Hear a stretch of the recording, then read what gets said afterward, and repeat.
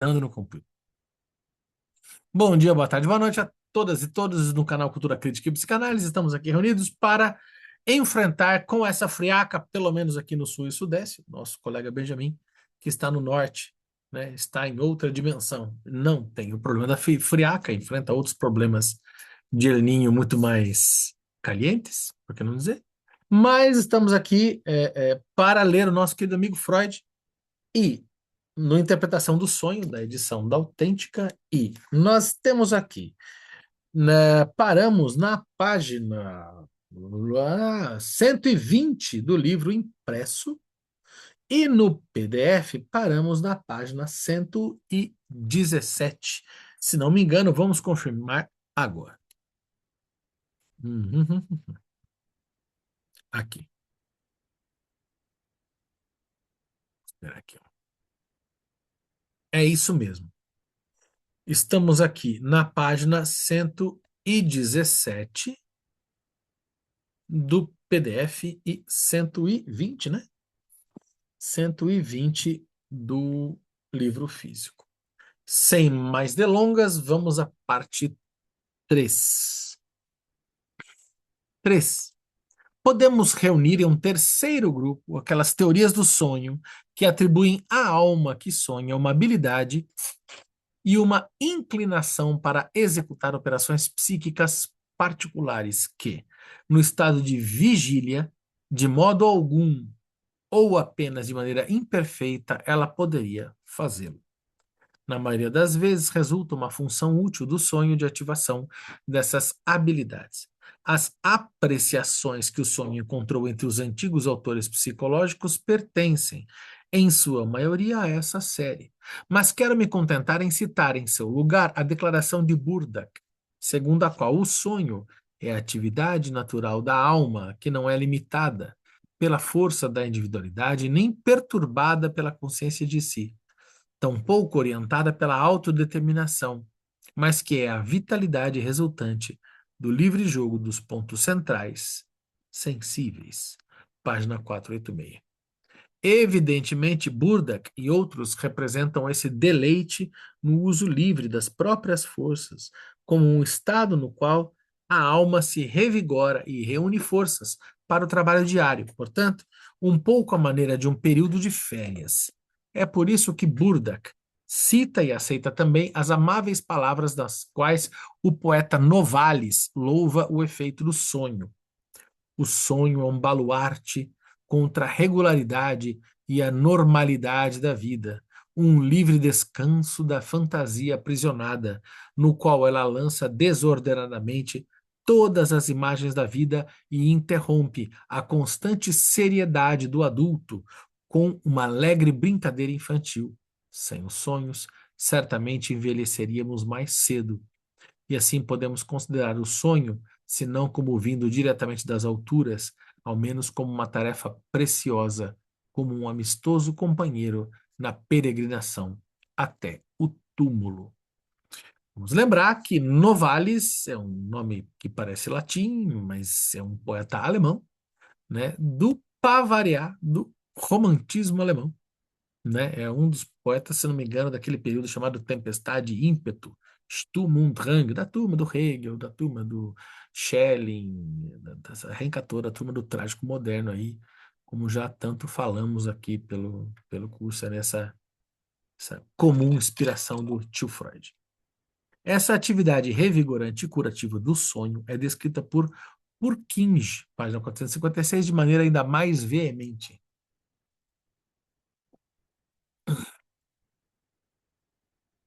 De maneira particular, os sonhos produtivos transmitiriam essas funções. São jogos leves da imaginação. Não tem que mudar, meu. Que isso? Aqui. Não, só. Não consigo. Tá.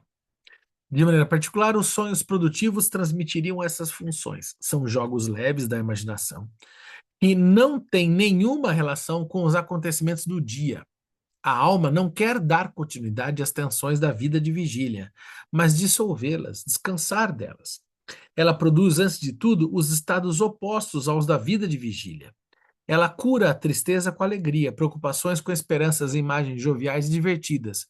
Cura ódio com amor e gentileza, medo com coragem e confiança. A dúvida, ela acalma com convicção e crença firme, expectativa vã com realização. Muitas feridas no ânimo que o dia conservaria constantemente abertas, o sono cura, ao cobri-las e preservá-las de novas excitações. É nisso que se fundamenta, em parte, o efeito do tempo, que cura as dores.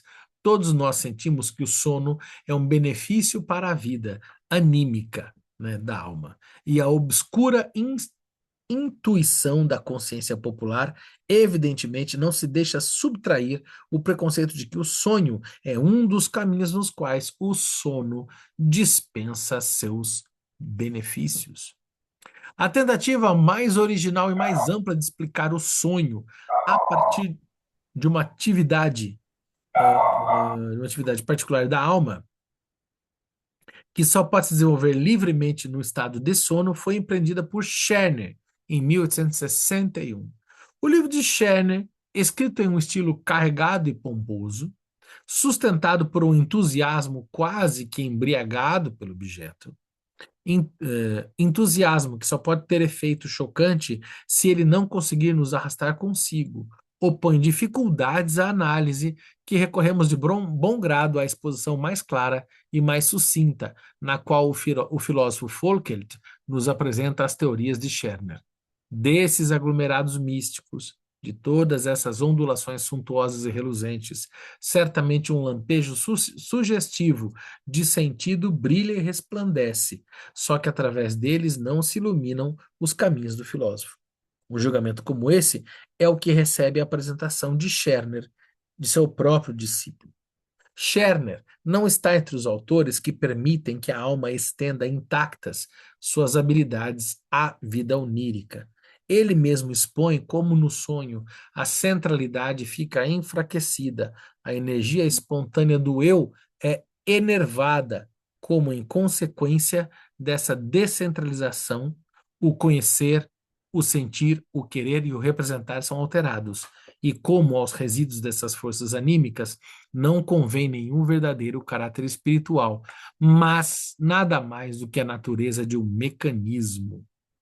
Só fechar um negocinho aqui, gente.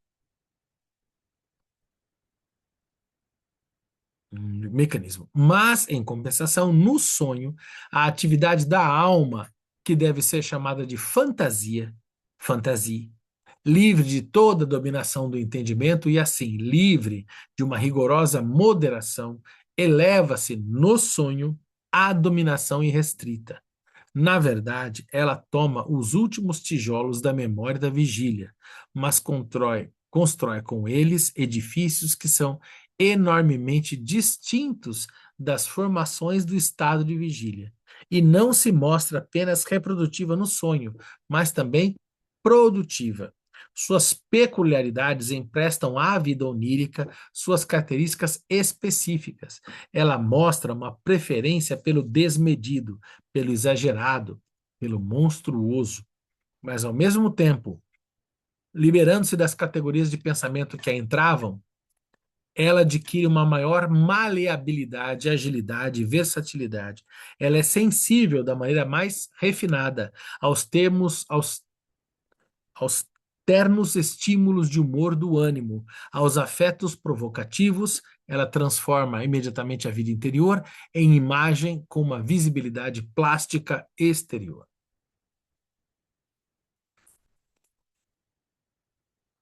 A fantasia onírica falta a linguagem conceitual. O que ela quer dizer, ela tem de pintar visualmente. E como nesse caso o conceito não tem efeito debilitante, ela pinta com a abundância, a força e a grandeza da forma visual. Por isso, por mais nítida que seja, sua linguagem se torna prolixa, pesada e desajeitada. A clareza de sua linguagem se torna particularmente dificultada por ela ter aversão de expressar um objeto por sua própria imagem real, preferindo escolher uma imagem insólita, desde que esta seja capaz de expressar aquele único aspecto do objeto, cuja figuração lhe importa. Esta é a atividade simbolizadora da fantasia. Além disso, é muito importante que a fantasia onírica não, não reproduz. É muito importante que a fantasia onírica não reproduz. Eu não sei, vou ficar em dúvida aqui, pensar, mas seria não reproduza, não? Melhor? Não reproduza os objetos de maneira exaustiva, mas apenas em seus contornos, e isso com a maior liberdade. É por isso que suas pinturas parecem inspiradas pelo gênio. No entanto, a fantasia onírica não se detém no mero posicionamento do objeto, mas se vê internamente obrigada a mais ou menos enredar o eu do sonho, Traum-Ich, com ele para assim produzir uma ação. O sonho, por estímulo visual, por exemplo, pinta moedas de ouro na rua. O sonhador as recolhe, alegra-se e as leva embora. Um material tão obscuro durante o dia, na qual a fantasia onírica consuma sua atividade artística é, segundo Scherner, principalmente o dos estímulos corporais orgânicos, CF, página 32, SS. De modo que, na suposição sobre as fontes do sonho e sobre os seus excitadores, a teoria demasiadamente fantástica de Scherner e a doutrina talvez excessivamente sóbria de Wundt e outros fisiólogos, que normalmente se comportam como antípodas umas com as outras, aqui coincidem plenamente. Mas enquanto, por um lado, de acordo com a teoria fisiológica, a reação anímica aos estímulos corporais internos se esgota com o despertar de algum tipo de representações que lhes correspondem, e que então chamam outras representações em seu auxílio no caminho da associação, e enquanto com esse estágio, parece estar encerrado o curso dos processos psíquicos do sonho. Segundo Scherner, por outro lado, os estímulos corporais só dão à alma um material que ela pode colocar a serviço de seus próprios fantásticos, propósitos fantásticos. A formação do sonho só começa, de acordo com Scherner, lá onde ela esgota aos olhos dos outros. É evidente que não podemos considerar adequado a uma finalidade o que a fantasia onírica faz com os estímulos corporais. Ela faz com eles um jogo provocativo, representando-se a fonte orgânica de onde partem os estímulos no sonho em questão, como algum tipo de simbolismo plástico.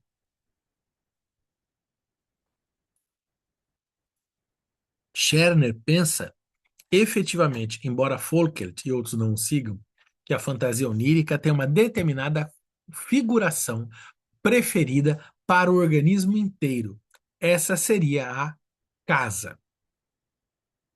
Mas, por sorte, ela não parece estar ligada a esse material para suas figurações. Ela também pode, ao contrário, utilizar séries inteiras de casas para caracterizar um único órgão, por exemplo, longas ruas inteiras cheias de casas para o estímulo intestinal. Cheias de casas para o estímulo intestinal. Algumas vezes, partes separadas da casa figuram realmente partes do corpo, por exemplo, no sonho com a dor de cabeça, o reto do cômodo, que o sonhador vê coberto de repugnantes aranhas que pareciam sapos, figura a cabeça. Independentemente do simbolismo da casa, quaisquer outros objetos são utilizados para a figuração das partes do corpo que enviam um estímulo onírico. Assim, o pulmão que respira encontra seu símbolo no fogão flamejante, com seu branido que lembra o ar em movimento. O coração em caixas ou cestas ocas, a bexiga em objetos redondos em formas de bolsas ou simplesmente ocos. O sonho de homens povoado por estímulo sexual leva o sonhador a encontrar na rua a parte superior de um clarinete e ao lado a mesma parte de um cachimbo de fumo e novamente ao lado um casaco de pele. Clarinete e cachimbo de fumo figuram a forma aproximada do membro masculino. O casaco de pele, os pelos pubianos. No sonho sexual da mulher, a passagem estreita onde as coxas se unem,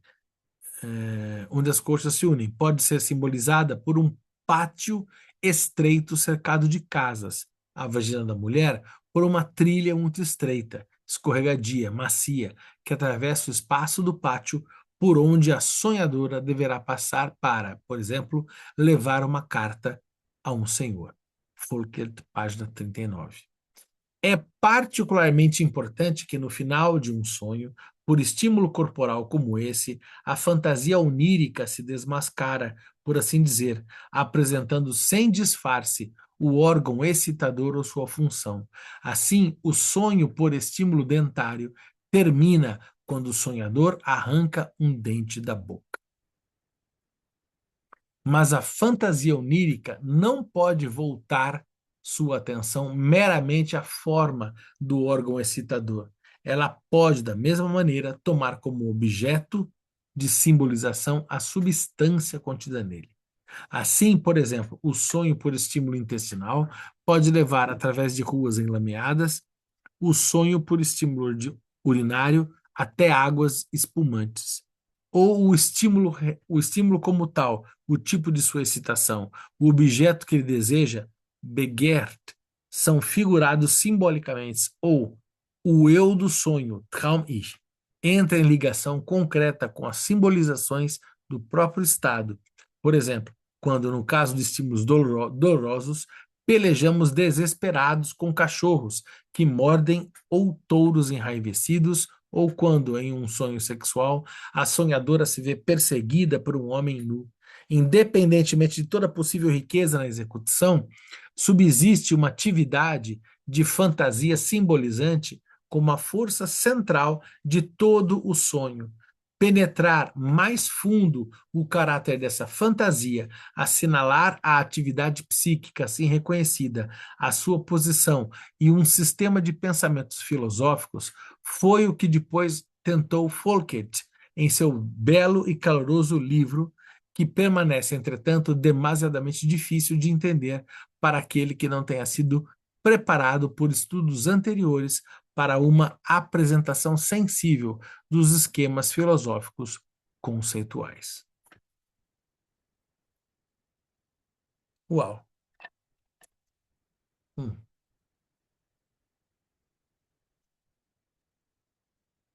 Nenhuma função útil pode ser imputada nos sonhos à atividade simbolizante da fantasia idealizada por Scherner.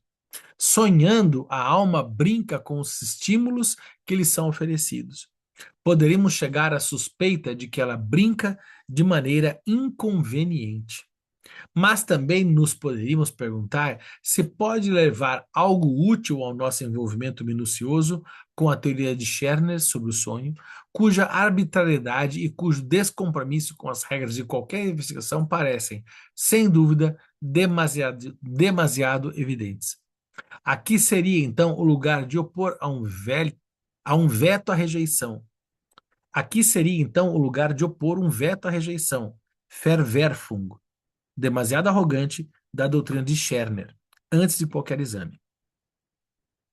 Eu me perdi aqui. Deixa eu voltar um pouquinho. Mas também nos poderíamos perguntar se pode levar a algo útil o nosso envolvimento minucioso com a teoria de Scherner sobre o sonho, cuja arbitrariedade e cujo descompromisso com as regras de qualquer investigação parecem, sem dúvida, demasiado evidentes. Aqui seria, então, o lugar de opor um veto à rejeição.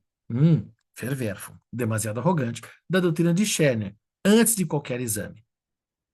Essa doutrina se fundamenta na impressão de que os sonhos deixam em alguém que lhes dedicou grande atenção e que parece pessoalmente muito bem dotado para rastrear as coisas obscuras da alma. Além disso, ela trata de um assunto que pareceu certamente enigmático à humanidade durante séculos, mas ao mesmo tempo rico em conteúdo e em relações, e para cujo esclarecimento a ciência rigorosa, como ela mesma reconhece, não contribuiu além de tentando, em total oposição à sensibilidade popular, negar ao objeto conteúdo e importância. Por fim, admitimos que, nas tentativas de esclarecer o sonho, aparentemente não poderemos escapar com facilidade do fantástico. Existe também um fantástico nas células ganglionares. A passagem citada a página 80, GW, de um investigador lúcido e exato como Bintz, que descreve como a aurora do despertar se propaga sobre as massas de células adormecidas do córtex cerebral. Não fica atrás no que diz respeito ao fantástico e à improbabilidade das tentativas de interpretação de Scherner. Espera poder mostrar que por trás delas se esconde algo real, que entretanto só foi reconhecido de maneira nebulosa e não tem o caráter da universalidade que pode pretender uma teoria sobre o sonho. Provisoriamente, a teoria sobre o sonho de Scherner, em oposição à teoria médica, pode talvez demonstrar a indeterminação com que a explicação da vida anímica ainda hoje oscila entre extremos. H. Relações entre sonho e doenças mentais. Achei esses parágrafos dele mais longo, né? Começa a ficar mais intricado, né? Uhum. Fábio, aqui é interessante também, né, como ele está dando os passos que marcam muito a teoria no futuro, né? Por exemplo, ele fala que o casaco representa os pelos pubianos, né? Uhum. A dor de barriga, a sensação de. Ele sonha com os cachorros mordendo ele, né? A dor de cabeça, o teto começa a aparecer na casa, né? Começa a aparecer. E como ele começa a ligar, ele fala lá atrás que o sonho, por mais maluco que ele possa parecer, né? Ele tem uma raiz, né? Então, ele dá muita importância para isso, né? Eu acho que daqui a pouco ele vai chegar lá para frente nesse ponto de que não representa só as questões orgânicas, mas também esse deslocamento que acontece nessas representações que aparecem no sonho, também vão representar os desejos, né? Os desejos da mesma forma que representam as dores orgânicas, né, as sensações orgânicas, tem uma ligação muito forte que é deslocada, né? Eu fico lendo aqui e eu fico pirando em como ele vai, o poder que ele vai ter e a audácia que ele tem. Eu não canso de me espantar com a audácia dele, no bom sentido, a audácia, né? Eu acho que quem está construindo uma tese tem que ser audaz mesmo, né? Recentemente eu tive o prazer de dar um suporte para uma colega que está fazendo doutorado, onde? Pernambuco? Acho que é Universidade de Pernambuco, se não me engano.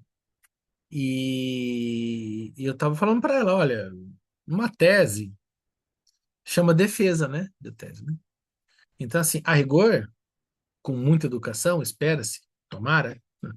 Em alguns casos já não aconteceu, já teve casos que, né, foi mais chato, mas a rigor, com muita educação, os professores ali numa banca de defesa, eles vão te atacar, né? Não você, mas a sua tese. E você está lá para se defender. Então, se defenda. E use as suas armas criativas, porque essa é a hora de provar que a sua tese se sustenta. Então, mostre que o que a banca fala está errado. E se não tiver errado, fale que apesar da banca ter razão, tem um outro argumento seu que supera aquele. E assim, mostre, aponte, localize, né? A vantagem, a gente costuma dizer para aqueles que estão escrevendo uma tese, é que, olha só, ninguém conhece tão bem a sua tese quanto você, porque foi você que escreveu. Se não foi você que escreveu, temos um problema, né? Mas se foi você que escreveu, tá tudo certo. Então, você tem que defender a tese de maneira hábil. E é muito curioso a habilidade com que o Freud faz aqui, porque ele vai pegando pedacinho de cada um. E como você falou, né, Benja? Parece que já vai adiantar o que ele vai falar para frente, né? É como se ele mostrasse que a teoria dele pega um pedacinho de cada um. Né? Desse autor pega isso, mas aquele outro. Daquele autor ele pega isso, mas aquele outro. Daquele outro, né? E ele monta um grande Frankenstein para falar: olha, o que eu vou falar agora tem tudo isso daqui de base, né? E, só que todo mundo faz isso numa tese. Esse é o raciocínio de uma tese, uma monografia de uma tese. Beleza. Só que, sei lá, você faz isso com 10 autores, né? Ele faz isso, sei lá, com 50 autores e todos assim, por departamento, né? Aqueles que falam do sonho da parte orgânica, aqueles que falam do sonho da parte externa, aqueles que falam que o sonho tem a ver com loucura, aqueles que falam que não tem a ver com loucura, né? Ele segmenta, é de um fôlego que você fala, meu Deus, o fôlego desse homem não acaba? E não acaba, né? O homem é uma máquina. Ele é um triturador de tese, assim, né? Rua Edival, assunto delicado. Ai, tô perto de qualificar. Querido, você tá na qualificação? Seja bem-vindo, cara. Mas, ó, eu vou falar uma coisa pra você. A melhor parte da tese é quando a gente acaba. Ei, gostosura, quando a gente acaba a tese. Nossa Senhora! É a sensação assim, sabe? Sabe o prêmio que tem no final do filme do Highlander? É aquilo. É o gozo, é o sentimento do absoluto, sabe? É a união com Deus Mãe e o cosmos, é a revelação, né? Ai, ai, escrever uma tese é uma tortura. E aí, recentemente eu comentava com essa colega aqui, e comentando com ela da tese, eu falava, olha só, você está falando das suas coisas aqui de tese, por uns 10 segundos eu tive saudade, mas passou. E para quem não teve a experiência, o que o Edivaldo está falando da qualificar a tese, né? Quem escreve uma tese, tanto o mestrado e o doutorado costumam, cada área tem uma coisa, mas costumam, nas humanas em geral, são muito parecidos, né? O mestrado e o doutorado, né? E o mestrado e o doutorado você faz algumas disciplinas, né? Como se fosse uma especialização, digamos assim. Mas além disso, você tem que escrever uma tese. E no caso da dissertação do mestrado, uma dissertação, né? A diferença é a proporção, né? A dissertação, ela tende a ser mais, ela não precisa ser tão original, ela tem que ser mais aprofundada, mas não precisa ser original. A tese já pressupõe uma autoria, né? Pressupõe uma personalidade acadêmica que você possa imprimir uma reflexão com mais profundidade. E a qualificação acontece, são exames também, são exames de qualificação. Acontece geralmente no meio, né? Que é assim, você tem um orientador, aí ele chama 2 ou 3 professores para fazer uma qualificação, como se fosse uma banca, como se fosse o julgamento daquilo que você escreveu até agora, no meio da sua escrita. E daí essa banca.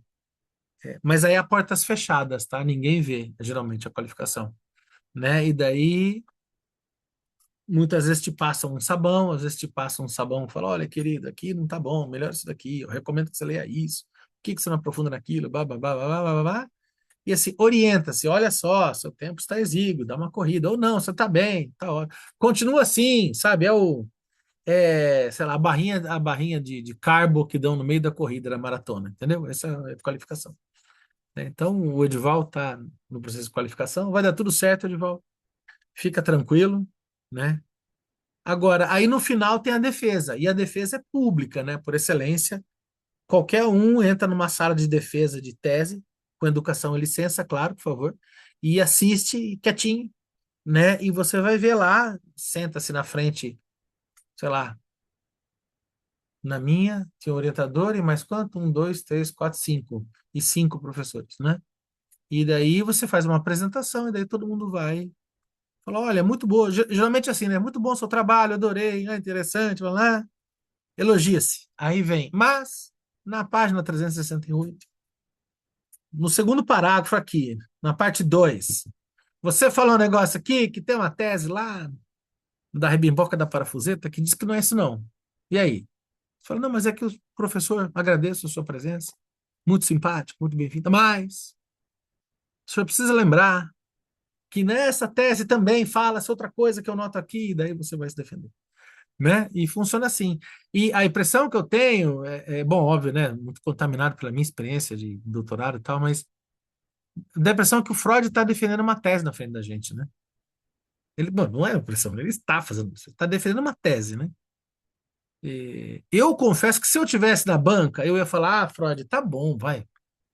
Tá bom, já entendi. Vamos para frente, porque, nossa, velho, sério mesmo, você não deixa passar ninguém, sabe? Todo mundo que falou sonho, você tá citando aqui, nossa, mas caramba, velho, para de ser precioso, para de ser. como a gente diria antigamente, deixa de ser Caxias, entendeu? Eu, se eu estivesse na banca, eu falaria, ô Freud, vai, tá bom, vai. Você podia economizar 100 páginas. Eu lembro de um amigo maranhense que escreveu uma tese, o querido Ricardo Leão. A tese do Ricardo, estou olhando para ela aqui, a tese do Ricardo Leão é dessa grossura, assim, ó, tem 700 páginas. E eu me lembro da banca falando assim, você quer que eu leia 700 páginas para questionar você? A banca ficou assim, eu não consigo ler, né? A gente tem outras bancas e tal. Ah, o Edival aqui, né? Falando, espero que dê tudo certo. Vai dar certo, Edival. Você é um cara brilhante. Não, você fala lá que você, inclusive, tem o aval aqui da nossa, como é que chama? Você tem um aval aqui do nosso grupo de leitura de Freud. É fonte de Thelma. No caso, é a Thelma. Deixa de ser neurótico obsessivo. Quem? Eu? Só eu? Ou Freud? Ou eu espelhando o Freud? Pode ser, né? Acho que é mais coerente, né? Mas não, é completamente neurótico obsessivo, né? Eu acho que o Freud, é claro, né? Lacan também era muito neurótico obsessivo, né? Bom, enfim. Freud, você não. Ah, são seus olhos. Eu também. Né? Acho que os neuróticos obsessivos se reconhecem com muita clareza. Mas o mundo acadêmico é neurótico obsessivo, né? Eu acho que todo mundo que passou pela realidade acadêmica, e agora o nosso solidariedade ao colega Edival, o mundo acadêmico é feito de neurose obsessiva, né? Você tem que provar, provar, provar, provar, provar, e não importa, tem que provar. E assim, você vai para uma defesa, você vai para uma qualificação preocupadíssimo com, vão perceber que nesse autor aqui eu acho que eu não li direito, e é noite sem dormir, e é o inferno. Mas a gente gosta. H. Relações entre sonho e doença mentais. Ah lá, ele não deixa passar nada. O homem é uma máquina. Vamos lá. Hum. Quem fala da relação do sonho com as perturbações mentais, Geistesstörungen, será que eu li isso direito? Bom, não sei também. Pode estar se referindo a três coisas. Relações etiológicas e clínicas. Por exemplo, quando o sonho representa um estado psicótico, o introduz ou resulta dele. 2, modificações que sofre a vida onírica. No caso da doença do mentais. Doença do mentais? Isso mesmo, produção? Vocês estão com o livro aqui? Eu não sei se é a imagem do mentais. Tá bom, depois entre aspas também, né? Então tá. 3, relações internas entre o sonho e psicoses. Analogias que apontam a um parentesco essencial. Essas múltiplas relações entre as duas séries de fenômenos foram, em tempos anteriores da medicina, e voltaram a ser nos dias de hoje, um tema preferido dos autores médicos, como nos ensina a literatura sobre o assunto, reunida por Spita, Hadestock, Maury e Tissier. Recentemente, Sante de Sanctis voltou sua atenção para essa relação. No interesse de nossa exposição, bastará meramente aludir a esse assunto importante. Sobre as relações clínicas e etiológicas entre sonho e psicose, quero comunicar as seguintes observações enquanto paradigmas. Hornbaum, 1830, relata, citado por Krauss, que a primeira irrupção do delírio remonta com frequência a um sonho angustiante e aterrorizante e que a ideia dominante estaria ligada a esse sonho. Sante de Santis traz observações semelhantes de paranoicos e declara que em algumas delas, o sonho é a vraie cause déterminante de la folie, verdadeira causa determinante da loucura. A psicose a psicose pode entrar em cena na vida de um só golpe, com o sonho eficaz que contém o esclarecimento do delírio, ou pode se desenvolver lentamente, através de outros sonhos, que ainda têm de lutar contra a dúvida. Em um caso de Santis, seguem-se ao sonho que abalou o paciente leves ataques histéricos e em seguida um estado de angústia melancólica. Ferra citado por Tissier, relata um sonho que teve como consequência uma paralisia histérica.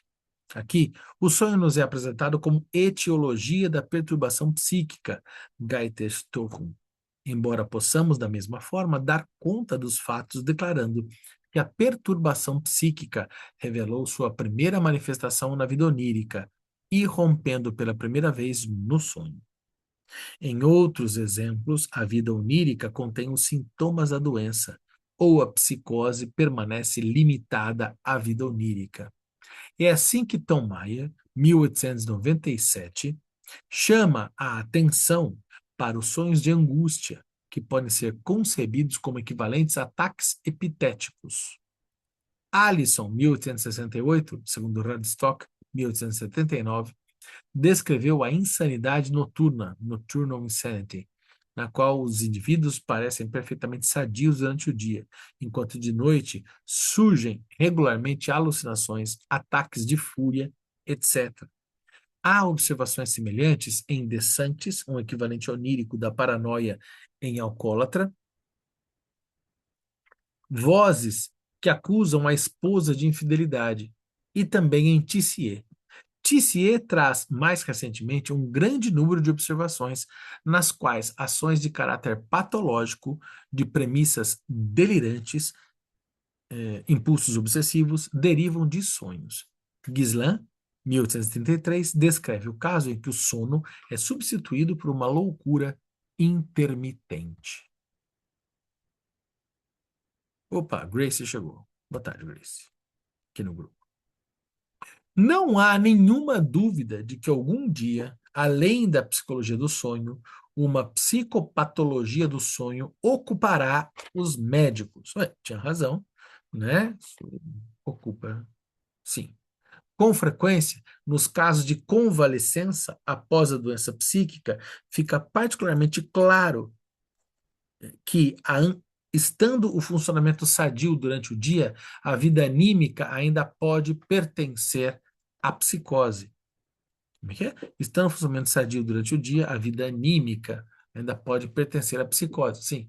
Gregory, citado por Krauss, parece ter sido o primeiro a chamar atenção para essa ocorrência. Macário, 1847, citado por Tissier, relata o caso de um maníaco que, uma semana após seu completo restabelecimento, reviveu em sonhos a fuga de ideias e os impulsos passionais de sua doença.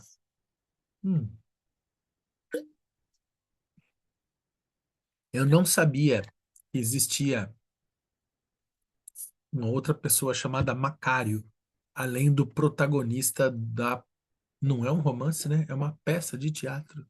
É, da peça escrita por Álvares de Azevedo, denominada Macário, né? E olha, eu acho que foi escrita por volta de 1850, muito próxima desse Macário aqui. Curioso, né? Que o Álvares de Azevedo tem uma peça com esse nome, que é a história, que inclusive é uma releitura do Fausto, tá? Do Goethe, né? Que é, é, é um rapaz que é o Macário, é um estudante de direito que indo para a Faculdade de Direito de São Paulo, um alter ego do Álvares de Azevedo, encontra, encontra o demônio. Ele estava, como ele, que vinha do Rio de Janeiro indo para São Paulo, de burro, no lombo de burro, e encontra numa estalagem, encontra Satanás, né? E, e tem sempre junto com um amigo um chamado Penseroso, então ele fica entre o bem e o mal, pensando entre Macário e Penseroso, Macário entre Penseroso e Satanás, né? Curiosamente, tem o Macário, eu não sabia. Sobre as modificações que a vida onírica experimenta em psicóticos crônicos, até agora só foram empreendidas muitas poucas investigações. Em compensação, recebeu atenção muito cedo o íntimo parentesco entre o sonho e a doença psíquica, que se expressa por uma vasta concordância nas manifestações de um e de outro. Segundo Maury, 1878, foi Cabanis o primeiro a mencioná-lo em seu Rapport de Psyché et du Moral. Depois dele, Lelou, 1852, Jean Moreau, acho que é Jean, estou chutando aqui, viu? Já na intimidade, que pode ser Jacques, né? Então, J. Moreau, 1855, e muito especialmente o filósofo Mendelssohn, 1834. Certamente a comparação é ainda mais antiga. Radstock, 1879, inicia o capítulo em que trata dela como uma compilação de asserções que estabelecem uma analogia entre o sonho e loucura. Kant, 1764, diz em certa passagem: o louco é um sonhador no estado de vigília.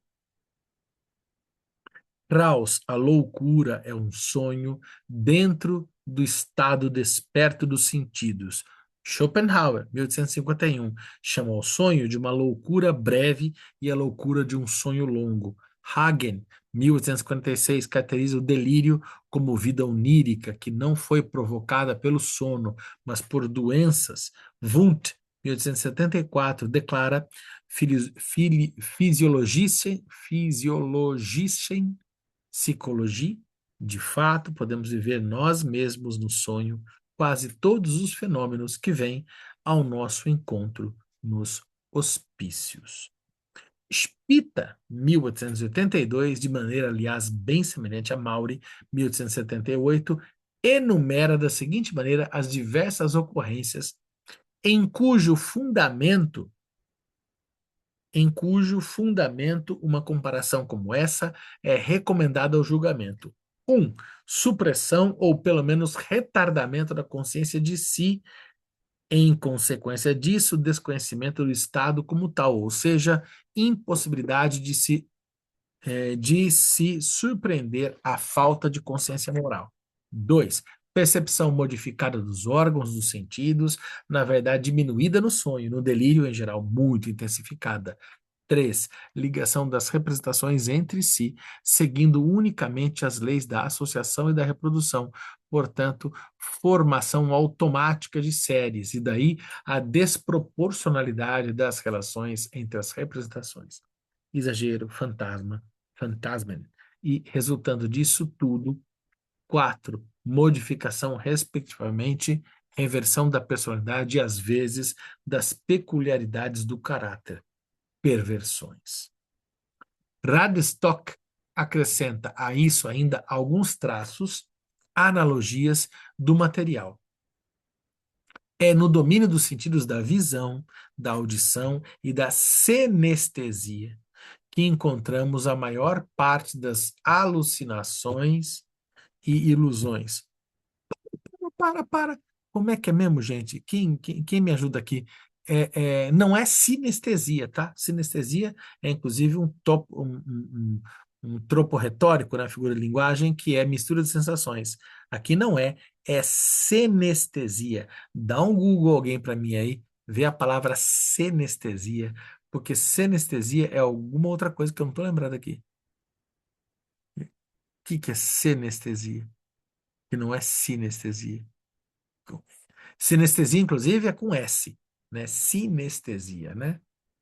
E aqui é senestesia. Taca no Google. Diz para mim. O que é sinestesia?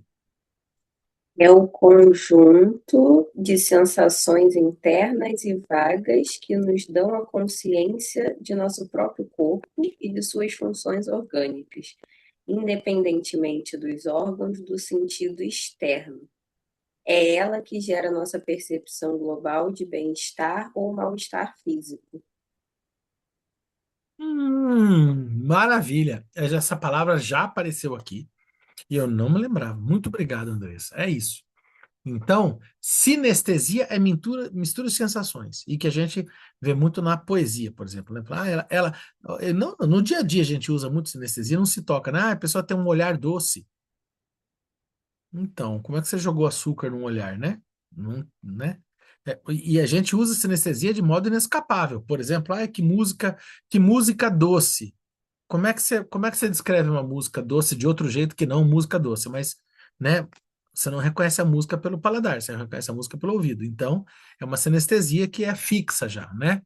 E aqui, como trouxe a Andressa, a palavra sinestesia é a sensibilidade que nós temos de sentir os nossos órgãos e as nossas organicidades de dentro, sem o mundo exterior. Então é a nossa sensação de equilíbrio, de integridade e de bem-estar é uma sensação senestésica.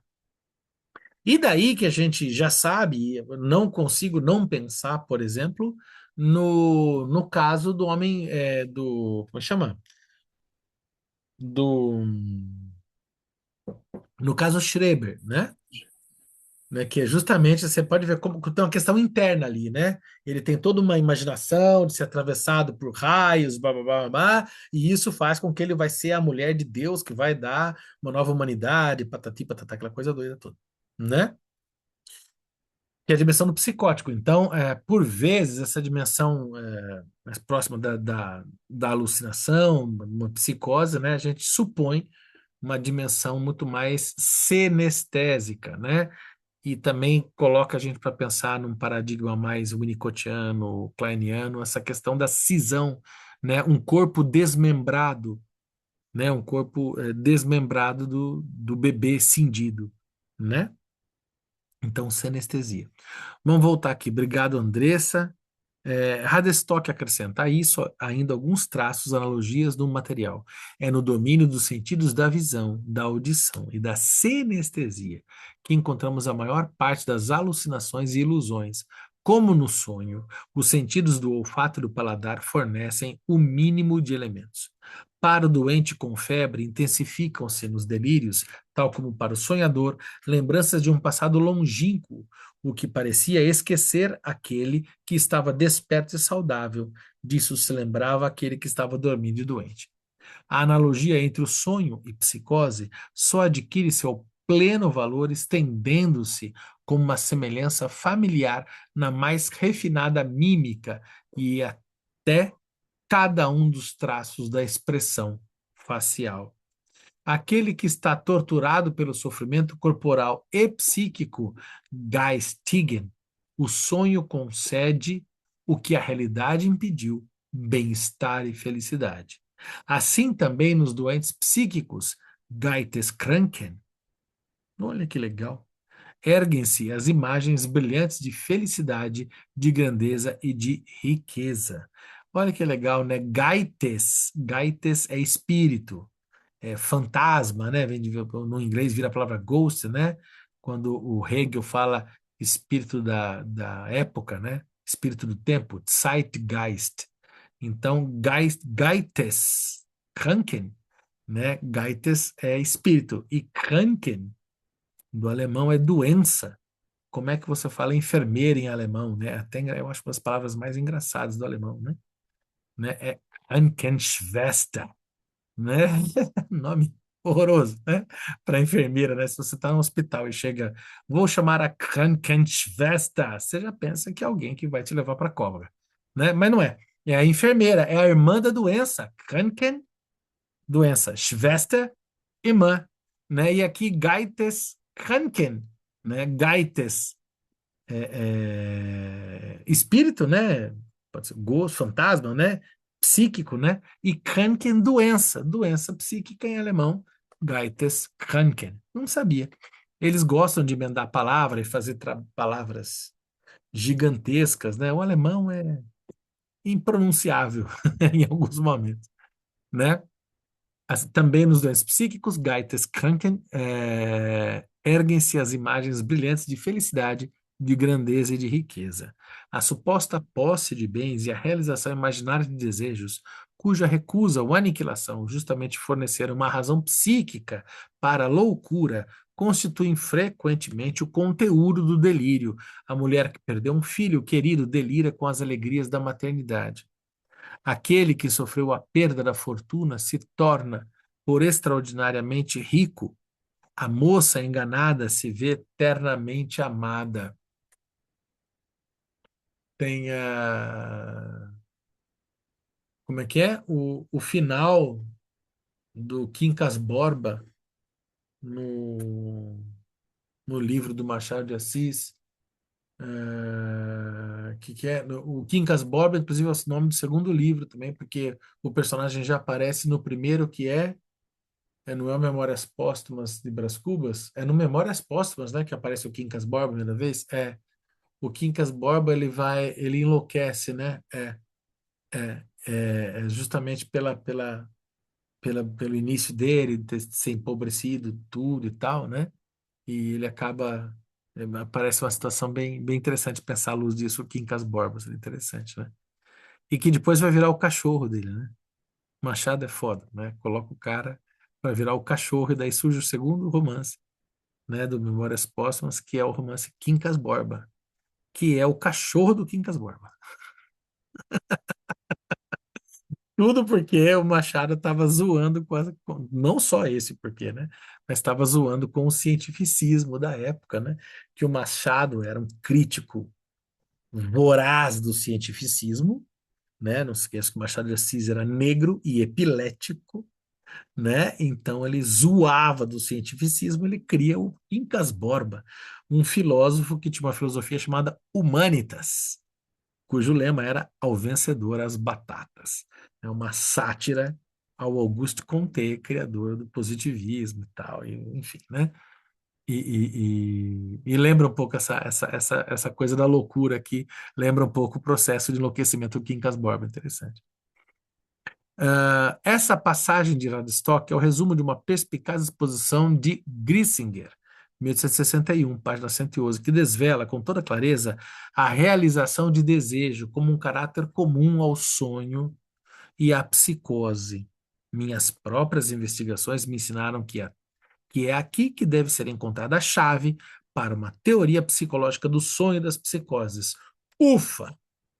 Primeiro momento que o Freud põe as manguinhas de fora até agora. Pronto, agora já tá começando a afiar a faca no couro, aqui no estrofe de couro, né? Agora vai, né? Que é o sonho é a realização de um desejo, né? Ele está começando a ir para esse rolê, né? É aqui que ele quer chegar, né? Voltando às minhas próprias, né? Como é que é? Resumo principal exposição de Grisinger, que desvela com toda clareza a realização de desejo como um caráter comum ao sonho e à psicose. Minhas próprias investigações me ensinaram que é aqui que deve ser encontrada a chave para a teoria psicológica do sonho e das psicoses. Legal também destacaria aqui, uma teoria do sonho e das psicoses, ou seja, a psicose é quase que uma espécie de um sonho lúcido. O sujeito está sonhando e não para de sonhar. Daí que aquela ideia do Lacan que você tem que secretariar o psicótico, né? E que eu sempre gosto de falar de assessorar, né? O psicótico, porque ele está no sonho, né? Ele está no sonho e você não vai acordá-lo desse sonho, porque não dá para acordá-lo do sonho. Então você vai fazer o quê? Você vai entrar no sonho e acompanhá-lo no sonho. Curiosamente, fica a ideia Sim, da mas Maria. primeiro tiver churrasco. Um minutinho só. Aqui só. Depois você conta até uma para nós desse churrasco, se você convidar a gente, tá? A gente Ai, meu vai. áudio estava aberto, perdão. Ah, Estava mas aberto, meu áudio. eu tenho que dar uma Ai, zoadinha, porque assim foi legal, desculpa, né? desculpa. Não, relaxa, cara. Eu não ia falar nada, mas tão legal, né? Você tinha amigo, gente. Desculpa. Relaxa, imagina. Que isso, que isso. Chama nós, a gente vai. Né? A gente Vocês fica lá moram no tudo em cada Freud. lugar, né? Não dá. A gente bota um pagodão e abre o Freud, né? Pagode aqui em casa não É, vai rolar, tudo tá, roqueiro. é mesmo? Não, também, mas vamos lá, né? Que tá legal, o Freud na Coab no maior astral, em frente à lanchonete, né? Assim vai, né? And so on, né? Mas, Desculpa. então, é a realização do desejo, é o churrasco com Freud, né? É, e daí, voltando, enfim, não me lembro, mas era Não, interessante. é isso que tu estava falando, Fábio. A pessoa, você vai falar com um psicótico Tá. e ele está ali sendo atravessado por uma Uhum. série de situações, né? Não só representacionais ou ilusões, mas também de afeto, né? Então é uma coisa Não é, muito interessante. E aí que tá o legal, que é essa coisa do psicótico como alguém que está em sonho, né? Mas daí o barato é justamente, eu acho, eu gosto de lembrar da Marião Minebo, né? Que fala que a gente deve, e quem sempre comenta muito isso, né? O Eduardo Melo, né? Fala isso lá no IB, né? Que a gente ouviu o paciente como quem está ouvindo um sonho, né? Mesmo o paciente neurótico, né? E daí que é uma contribuição acho que da psicanálise inglesa, né? Que é essa coisa que ela é muito mais próxima de uma abordagem da psicose do que a abordagem da neurose, né? Porque me parece que a psicanálise objetal, tanto Freud quanto Lacan, está muito mais pronta ao trabalho com o neurótico por excelência, né? Já a tradição objetal, tradição inglesa, né? Ela se abre mais para uma leitura do psicótico e toma o psicótico como modelo, mesmo para pensar o neurótico, no sentido de um cuidado, né? De um secretariado, né? Do neurótico também, né? E daí até pensar na ideia de núcleos psicóticos e tal. Bem interessante pensar dessa maneira. Eu E estava só... pensando, Oi, só um pode ir. segundinho, eu estava pensando, lendo esse trechinho, né, que ele fala, que desvela com clareza a realização de um desejo como caráter comum do sonho e a psicose. E aí ele fala que isso é a chave da teoria psicológica do sonho e das psicoses. E eu acho que é de tudo, né? De neurose também, que se você for ver onde que Então, vai o desejo do neurótico, para onde vai o desejo do histérico, se você for no caminho do desejo, você vai achando o caminho, né? Do que a pessoa, de qual a estrutura da pessoa, né? Se você for no caminho do desejo, usei a é, estrutura, tô. não a questão só que eu acho que do desejo a gente tem um pálido reflexo, assim, né? Porque afinal o desejo mesmo, o desejo não se alcança o desejo, né? Essa dimensão de que o desejo é meio muita coisa, né? No final das contas, o desejo não é, talvez seja quase que da ordem do impronunciável, né? Mas, sim, pelo menos essa abertura ao desejo, né? E com que o indivíduo permita isso, né? Se permita isso, né? Que ele possa encontrar, que ele possa nomear o máximo que ele puder, né? Que ele possa, no final das contas, tem aquela ideia que acho que é do Eduardo Melo também, né? Que uma coisa é você está num filme de terror. Outra coisa é você estar assistindo o filme de terror. Então, eu tenho a impressão que o processo analítico, quando bem desempenhado, é isso, né? Ah, será que o paciente, então, ele vai se livrar do sintoma? Ele nunca mais vai ter o sintoma? Ele não... não, você não vai se curar do seu inconsciente, você não vai deixar de ser... Sim, você deixa de ser um neurótico, ou quer seja histérico ou neurótico obsessivo, mas você não vai praticar, né, essa neurose, mas essa estrutura, essa organização está lá em você. Ela te organiza também, ela te define também. Né? O que que muda? O que que muda é que você não está mais dentro do filme de terror, né? Você está assistindo o filme de terror. E se você está dentro do filme de terror, nossa, você tem que ficar correndo do Jason a todo tempo, né? Agora, se você está assistindo o filme de terror, você estoura uma pipoca, né? Você já estouraram pipoca para o seu sintoma? Eu sempre faço isso. Eu confesso que às vezes eu vejo o sintoma vindo e falo, ai, sério? Ai, preguiça. Não, vou fazer outra coisa. Ai, deixa eu ler aqui o capítulo Freud, deixa eu fazer outra coisa. Né? Você acaba se tornando íntimo, né? Na verdade, você integra seu sintoma, né? Você abraça, fala, tá, sou eu.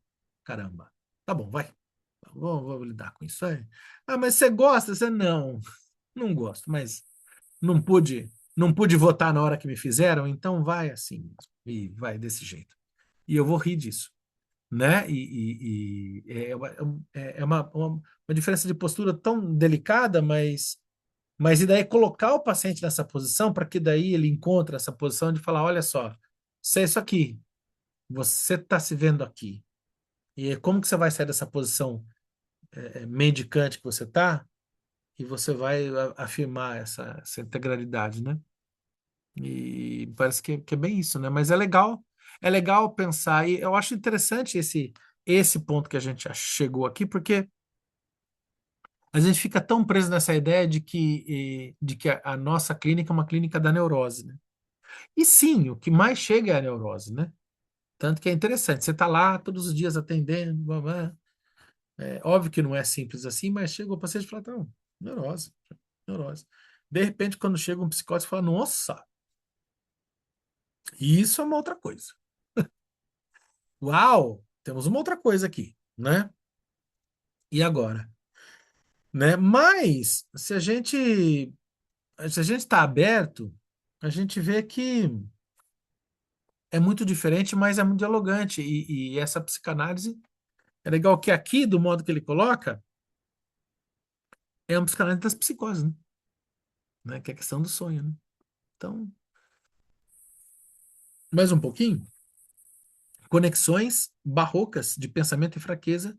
Deixa eu só ver aqui. A gente tem muito mais aqui, né? Até esse final aqui. Que é que vai ficar interessante aqui, ó. Quer ver? Conexões barrocas de pensamento e fraqueza de julgamento são o que caracterizam principalmente o sonho e o delírio. Conexões barrocas de pensamento. Legal essa definição, né? Só esclarecer, barroco todo mundo conhece pelo estilo artístico, mas deixa. Não sei se eu estou sendo redundante, mas talvez não para todo mundo. A palavra barroco é muito bem colocada aqui. O tio Freud sabia escrever, obviamente, né? Barroco vem. A palavra do barroco, do estilo barroco, vem de um tipo de pérola que era muito comum na Índia, na região de Gujarati, chamada barroca. Barroca é aquela pérola torta, né? Que é aquela pérola que a pérola redondinha que a gente conhece era comum, mas tem pérolas que são mal formadas, né? E forma chamada pérolas barroca. E que na época lá do Renascimento, era desprezada como uma joia defeituosa. Daí que o barroco, que é uma arte do desequilíbrio, do chiaroscuro, né? Porque o barroco nada mais é, de uma certa maneira, que um renascentista amaneirado, um renascentista exagerado, né? O exagero do barroco, ele é esse defeito, né? Mas esse defeito se torna estético, e o nome barroco para o estilo artístico surge como um epíteto ruim, como um apelido pejorativo. Aí se torna o nome do estilo, né? Então, aqui que ele fala conexões barrocas. Barrocas são conexões tortas, né? Mas, para o psicanalista, são joias. Olha que legal. Mas para os psicanalistas, olha, elas brilham, né? Legal esse uso dessa palavra aqui, né? Legal. Conexões barrocas de pensamento e fraqueza de julgamento são o que caracterizam principalmente o sonho e o delírio. Tanto em um como no outro, encontramos a supervalorização das próprias operações psíquicas, Geistigen, que parecem um contrassenso para o julgamento sóbrio. Ao curso rápido das representações do sonho corresponde à fuga de ideias da psicose. Volto. Ao curso rápido das representações do sonho corresponde à fuga de ideias da psicose. Nos dois, falta qualquer medida de tempo. A cisão da personalidade, ó, cisão da personalidade, hein? Isso aqui para a turma do objetal aqui é uma pérola. A cisão da personalidade no sonho, que, por exemplo, divide o próprio saber em duas pessoas, das quais a estranha corrige o próprio eu no sonho, é plenamente equivalente à conhecida partição da personalidade na paranoia alucinatória. O sonhador também ouve os próprios pensamentos apresentados por vozes alheias. Mesmo para as constantes ideias delirantes, é encontrada uma analogia nos sonhos patológicos que retornam de maneira estereotipada, rêve obsedant, sonho obsessivo. Depois da recuperação de um delírio, os doentes dizem, não raramente, que o tempo todo de sua cabeça lhes pareceu um sonho, com frequência não desconfortável, e até mesmo nos comunicam que, ocasionalmente, ainda durante a doença, pressentiam que estavam apenas capturados em um sonho, de maneira bem semelhante ao que acontece com frequência no sonho que ocorre durante o sono. Tem um episódio muito legal, eu não me lembro qual livro da Maria Rita Kell que dá esse exemplo. A Maria Rita Kell foi, durante um tempo, psicanalista do Movimento Sem Terra, né? E daí ela conta uma história, é um caso clínico que ela conta, que ela, ela atendeu o cara e o cara, ele tinha um problema de adicção alcoólica, né? E ele tinha uma questão psicótica, ele ouvia vozes, né? E ele falava, olha, as coisas falam comigo. E a Maria Rita que fala assim, que ela não gosta de falar muito psicanalês, né, com os pacientes, que ela chega para ele e fala, olha só, quando você bebe, essas vozes que você escuta, as coisas falando com você, não são as vozes das coisas. Essas vozes são você mesmo, que sai da sua cabeça e vão para as coisas. Mas tudo isso é você.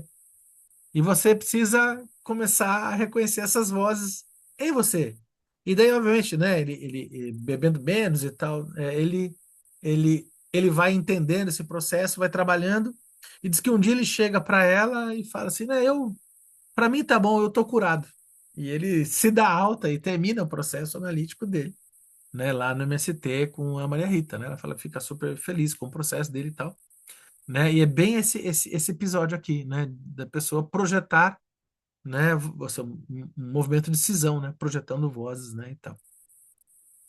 Depois de tudo isso, não devemos nos surpreender que o Radstock resuma as palavras da sua opinião e a de muitos outros de que o delírio é um fenômeno anormal de adoecimento e deve ser considerado uma intensificação do estado onírico normal que retorna periodicamente, página 228.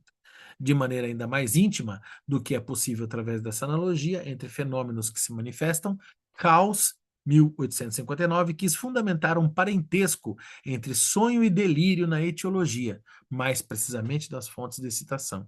O elemento fundamental comum aos dois é, segundo ele, como sabemos, a sensação organicamente condicionada, a sensação de um estímulo corporal, o estímulo global que resulta da contribuição de todos os órgãos. Aquela ideia da sinestesia, né? A incontestável correspondência que chega até os detalhes característicos entre o sonho e a perturbação mental, Geistesstörung, faz parte dos apoios mais fortes da teoria médica da vida onírica, de acordo com a qual o sonho figura como um processo inútil e perturbador e como expressão do rebaixamento da atividade da alma. Entretanto, não se pode esperar receber o esclarecimento final sobre o sonho a partir das perturbações da alma, quando é de todos conhecido o estado de insatisfação em que se encontra o desenrolar dessas últimas, mas é sem dúvida provável que uma concepção modificada do sonho possa influenciar as nossas opiniões sobre o mecanismo interno das perturbações psíquicas, e assim temos o direito de dizer que trabalhamos no esclarecimento da psicose quando nos esforçamos para aclarar o segredo do sonho. Acréscimo Fábio, 209, mas ficamos para depois. Fala, Benji. Fábio, é muito interessante porque aqui no final ele fala, ó, essa última frase, mas é sem dúvida provável que uma concepção modificada do sonho possa influenciar as nossas opiniões sobre o mecanismo interno das perturbações psíquicas, né? E Uhum. assim temos o direito de dizer que trabalhamos no esclarecimento das psicoses quando nos esforçamos para clarear o segredo do sonho. E aqui atrás ela falou que com toda clareza a realização do desejo como um caráter comum ao sonho e à psicose. É interessante porque, não sei se vocês vão perceber desse jeito que eu percebi, se eu estiver errado, me corrijam, mas o sonho, ele fazendo essa comparação do sonho com a psicose, e o sonho sendo a realização de um desejo, mas dentro dessa elaboração que foge à lógica aristotélica, né, que atende à lógica do inconsciente, é interessante que a ideia de que então a psicose, nas suas elaborações diferentes do que a gente costuma a elaborar na nossa cultura, ela também estão a favor da realização de um desejo, Uhum. que, Sim. que precisa, de uma certa forma, ser compreendido,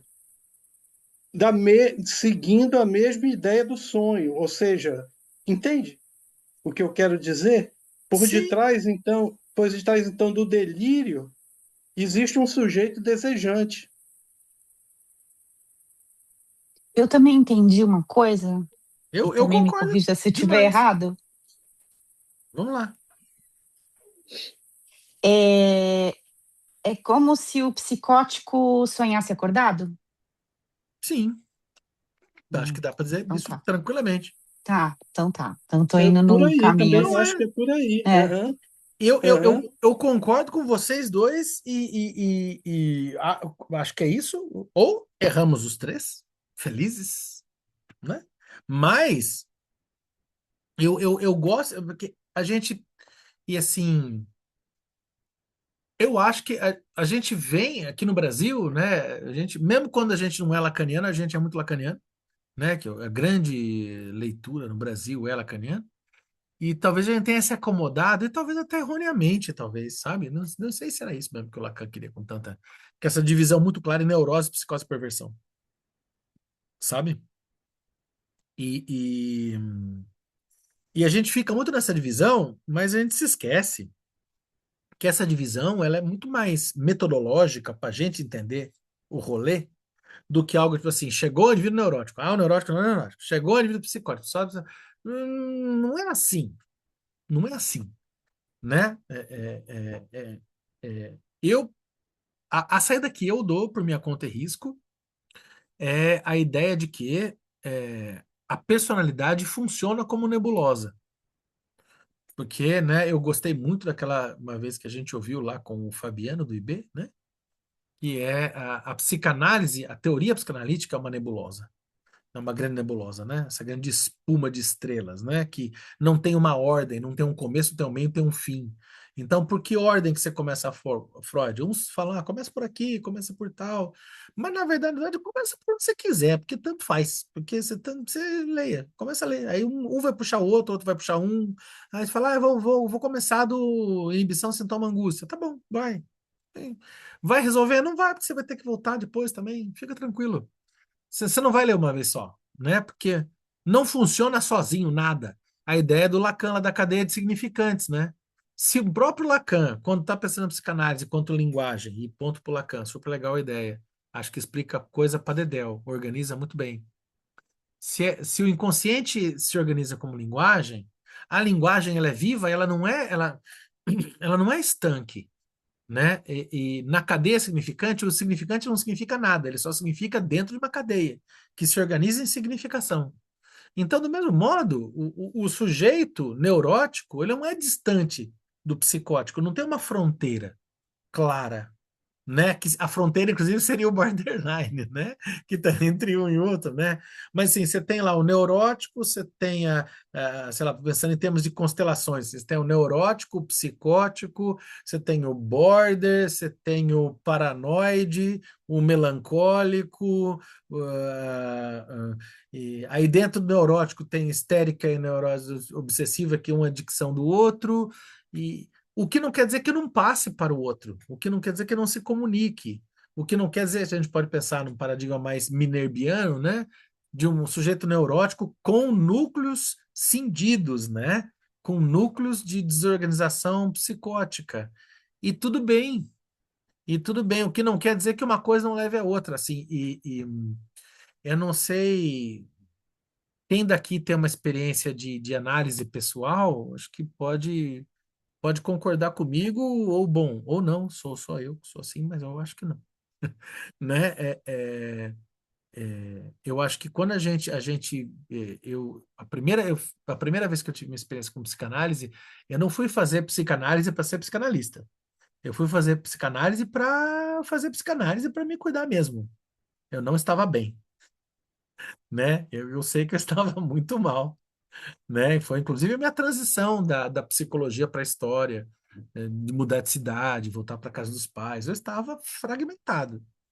E assim, eu não, na minha posição neurótica obsessiva do meu sintoma, isso é uma experiência muito minha, tá? Dividir com os colegas aqui, peço licença esse momento pessoal, mas eu não acho que eu estava em menos sofrimento que muito psicótico, assim.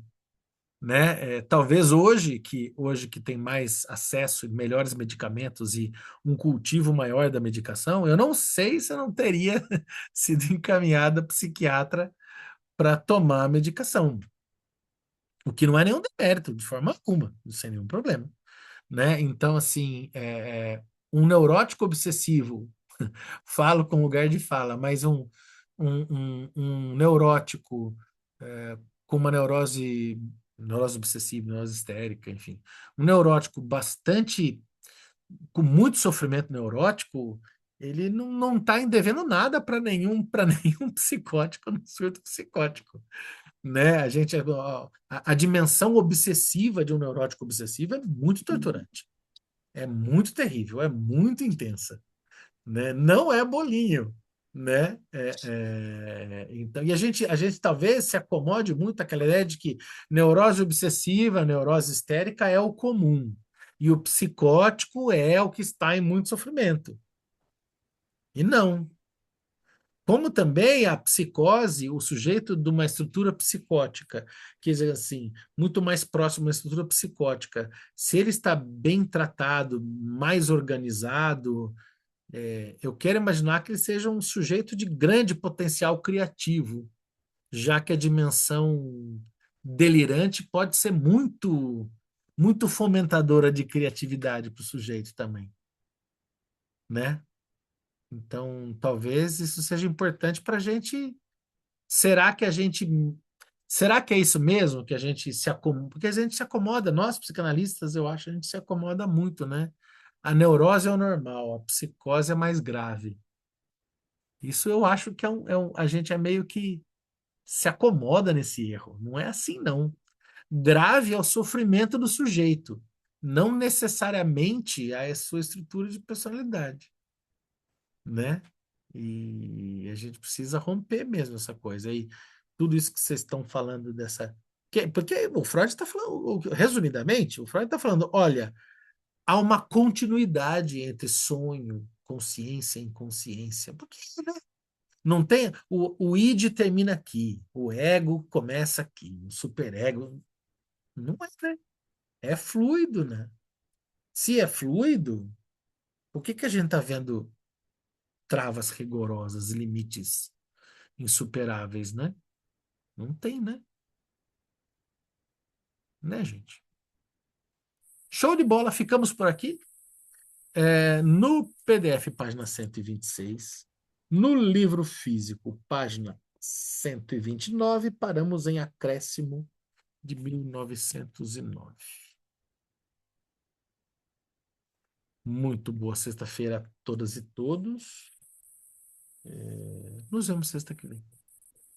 Bom jogo, Obrigada. pessoal. Obrigada, Valeu, gente. gente. Obrigada. Tchau. Bom descanso. Tchau, tchau.